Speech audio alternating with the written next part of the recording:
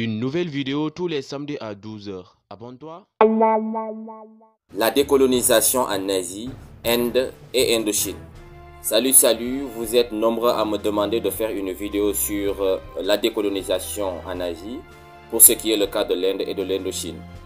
Donc aujourd'hui, on va tout simplement faire une vidéo en vous proposant des contextes historiques passe-partout comme vous les aimez bien. Sans plus tarder, avant même de vous proposer ces contextes historiques, on va essayer de ratisser un tout petit peu l'histoire pour avoir une compréhension générale de cette décolonisation. C'est après cela donc que je vais vous proposer des contextes historiques que vous pouvez reprendre dans vos épreuves de dissertation ou bien d'histoire, que ce soit lors de vos évaluations ou bien lors du baccalauréat. Donc sans plus tarder, on va essayer donc d'introduire cette nouvelle vidéo qui est attribuée à la décolonisation en Asie. Voilà. Il faut savoir tout simplement que la décolonisation en Asie, pour ce qui est le cas de l'Inde et de l'Indochine, est favorisée par l'ancienneté et la structuration des mouvements nationaux. Les colonies asiatiques entre 1947 et 1954 se sont libérées de la domination occidentale coloniale. L'Inde, colonie britannique, a connu en 1947 une décolonisation pacifique sous la direction du Mahatma Gandhi. Deux États sont créés, l'Union indienne pour les hindous et le Pakistan pour les musulmans. Pour ce qui est le cas de l'Indochine, qui était une colonie française, a connu une décolonisation violente. Elle obtient en 1954 son indépendance à la suite de la guerre qui a opposé la métropole française et les nationalistes conduits par Ho Chi Minh. Les crises post-politiques dans les deux anciennes colonies révèlent une décolonisation manquée. En Asie, une décolonisation pacifique, c'est l'exemple de l'Inde avec Mahatma Gandhi, et une décolonisation violente à travers la leçon concernant les formes de décolonisation. Le plus souvent, quand vous avez une décolonisation qui est pacifique, en général, c'est la domination, la manière, le système colonial, la manière de procéder avec les colonies. En ce qui concerne la décolonisation en Inde, il faut savoir qu'au lendemain de la Seconde Guerre mondiale, les Britanniques décident d'accorder l'indépendance à l'Inde. Le processus est alors retardé par l'opposition entre hindous et musulmans. Cette opposition n'est rien d'autre que la naissance du Parti du Congrès en 1885, qui suscite des inquiétudes au sein des élites musulmanes de voir leur communauté soumise à l'hégémonie hindoue dans une Inde indépendante au système parlementaire, car les musulmans sont minoritaires. La polarisation des masses se manifeste aux élections de 1945. Le Congrès l'emporte largement dans l'électorat hindou, tandis que la Ligue est plébiscitée par les électeurs musulmans. En mai 1946, le Congrès et la Ligue s'affrontent lors des négociations avec les Britanniques sur la composition du gouvernement intérimaire qui assurait la pré-période de transition avant l'indépendance. Les Britanniques décident alors de quitter l'Inde lorsque le Premier ministre Attlee déclare en 1947 que le pouvoir sera transmis en des mains indiennes au plus tard en juin 1948.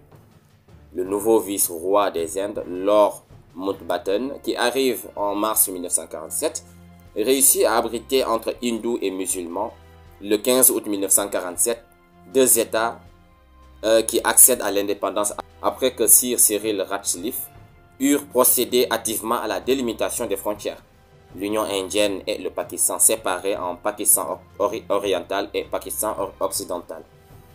La conséquence de ces partitions n'est rien d'autre que le transfert de près de 14 millions de personnes de l'Inde vers le Pakistan pour les musulmans et du Pakistan vers l'Inde pour les hindous, s'accompagnant d'une violence inouïe, faisant quelques 500 000 morts en quelques mois.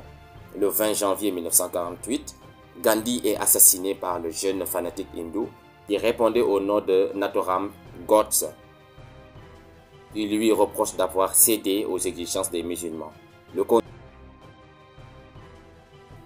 Le contrôle du Cachemire, région de plus de 220 000 km², peuplée à 80% de musulmans, mais sous le contrôle du Maharaj Hindu Hari Singh, entraîne deux guerres entre les deux nouveaux États.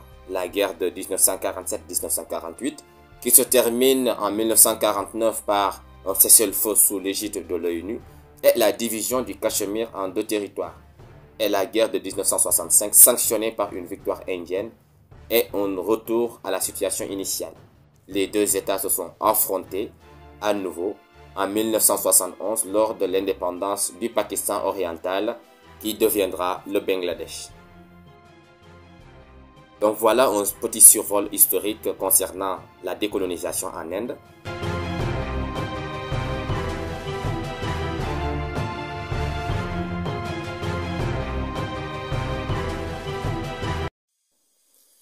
À la fin de la Seconde Guerre mondiale, les pays colonisés d'Asie ont fait une prise de conscience. Dès lors, ils commencent à rejeter l'autorité coloniale qui commençait à s'effriter.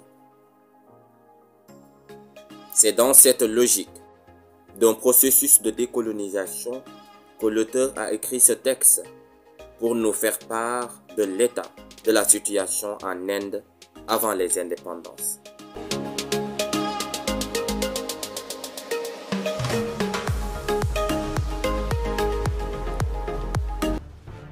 À la fin de la Seconde Guerre mondiale, l'autorité coloniale commence à être contestée par les peuples colonisés d'Asie.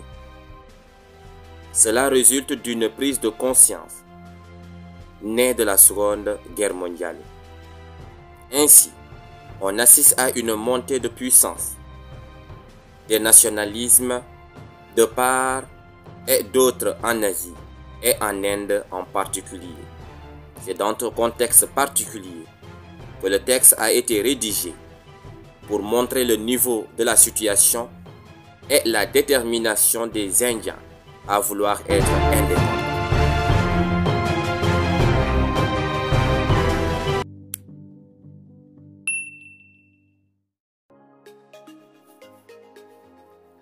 La fin de la Seconde Guerre mondiale s'est soldée par la faillite de l'hégémonie européenne. Les pays colonisés d'Afrique et d'Asie, soutenus par les intellectuels, après avoir fait une prise de conscience, ont rejeté l'autorité coloniale. C'est le début de la décolonisation.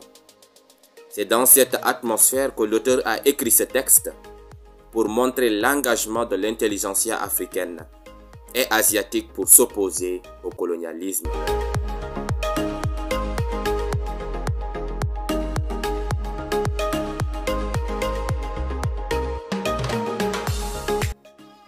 À la fin de la Seconde Guerre mondiale, plusieurs colonies ont fait la prise de conscience pour revendiquer leurs droits et leur souveraineté. De ce fait, beaucoup de mouvements ont vu le jour, notamment le nationalisme. C'est dans ce contexte particulier que l'auteur a écrit ce texte pour montrer le combat des élites et le mouvement de certaines forces internationales contre les métropoles.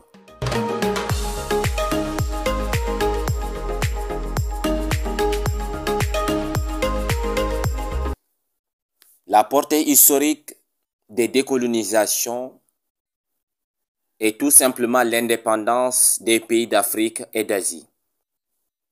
En d'autres termes, face aux nombreuses vagues de contestation, les puissances coloniales ont fait des concessions pour libérer leurs colonies.